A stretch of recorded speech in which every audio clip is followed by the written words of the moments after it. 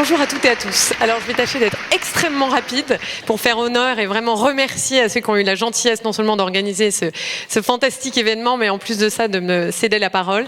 Mais je vais essayer d'être la plus rapide possible en tout cas parce que je pense que vous avez entendu beaucoup depuis ce matin. Alors on m'a demandé très rapidement d'évoquer la question comment est-ce que finalement on fait la transition quand on est dans le secteur privé, quand on est dans le secteur public. Est-ce qu'il y a des enseignements à tirer? Comment est-ce qu'on peut accélérer ces transformations? On m'a dit si tu as quelques petits conseils, quelques petites idées pour les personnes qui sont là, ce serait potentiellement bien. Alors très loin de moi l'idée de donner le moindre conseil à qui que ce soit, mais peut-être vous dire ce qui, quand j'étais au gouvernement, était particulièrement difficile quand vous vouliez changer la régulation, accélérer les transformations au sommet de l'État et surtout un changement de régulation. D'abord, je crois que la première chose, c'est le problème du plus petit dénominateur commun. Le fait que beaucoup d'entreprises soient représentées par des associations professionnelles. Paradoxalement, systématiquement, ce que ça veut dire, c'est que c'est le plus petit dénominateur commun, c'est la partie la moins ambitieuse qui gagne la mise parce que c'est la moyenne. La deuxième chose aussi, particulièrement compliquée, c'est du coup, quand vous êtes en train, vous essayez de faire une loi, ce qui a été mon cas par exemple dans la loi économie circulaire, anti-gaspillage pour une économie circulaire, c'est l'accès à l'innovation. Comment ne pas parler toujours aux mêmes grands groupes ? Toujours aux mêmes acteurs. Comment aller chercher et atteindre ceux qui sont les plus innovants? Et c'est là où on a besoin que ceux-là s'organisent entre eux pour créer une force, pour aller pousser des innovations, des idées, passer au-delà de ceux qui ont les rentes. Et puis, une chose aussi importante à garder en mémoire, c'est cette logique d'affrontement entre les ministères.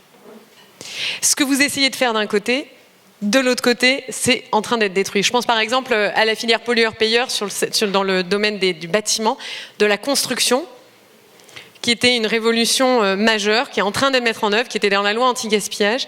Tout ce qu'on essayait de faire d'un côté, c'était détruit, ou en tout cas, ils essayaient de le dépelotonner de l'autre côté, au ministère des Finances. Et donc là aussi, je pense qu'il faut que les entreprises engagent collectivement un travail avec l'ensemble des ministères.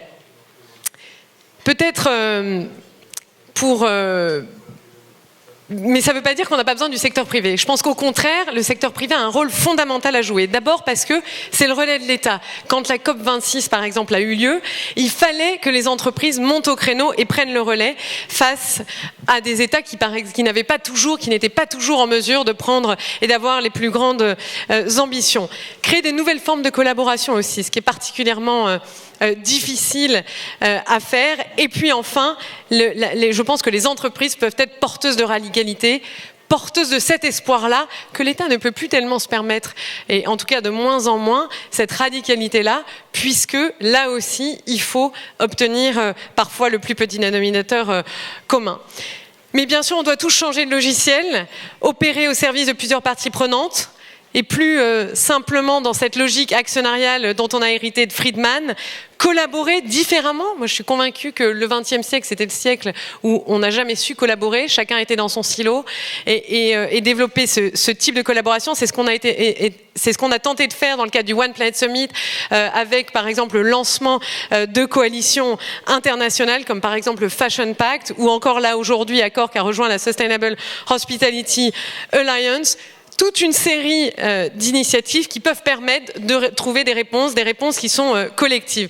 Et enfin, vous voyez que j'essaye d'aller le plus rapidement possible pour pas vous ennuyer, mais tout en faisant passer quelques messages aussi. Alors avant, quand j'étais dans mes précédentes fonctions, pour ne rien vous cacher, puisqu'on est maintenant entre nous, vous avez le droit de monopoliser la parole comme ça pendant 20 minutes. C'est pas grave si on fait déraper l'agenda. Là, je peux pas. Donc je partage avec vous une des difficultés en étant sur scène, en essayant d'aller le plus rapidement possible, tout en faisant passer certains messages. Mais en tout cas, peut-être quelques mots de conclusion, simplement pour dire que il y a deux thèmes qui sont majeurs, dont vient de parler parlait la ministre Moreno, c'est les deux thèmes qui manquent et sur lesquels on n'a pas encore suffisamment travaillé, qui est la question de la biodiversité et la question des inégalités sociales. Comment les entreprises peuvent continuer à s'en saisir, à accélérer sur cette question-là. C'est ce qu'on a fait et je ne vous détaille pas l'ensemble des exemples pour vous épargner encore 10 minutes de discours. J'ai bien compris, mais en tout cas, je crois une des leçons qu'on peut retenir du Covid, c'est que quand on met vraiment notre énergie à résoudre un problème, je pense qu'on peut y arriver. Et je pense que cette métaphore-là, finalement, elle est assez porteuse d'espoir et on peut y arriver aussi sur les questions de transition écologique et les questions de transition sociale. Voilà, je vous remercie de votre attention. Je vous souhaite surtout une très bonne après-midi, un bon café, une bonne reste de fin de journée et je vous remercie. Merci beaucoup.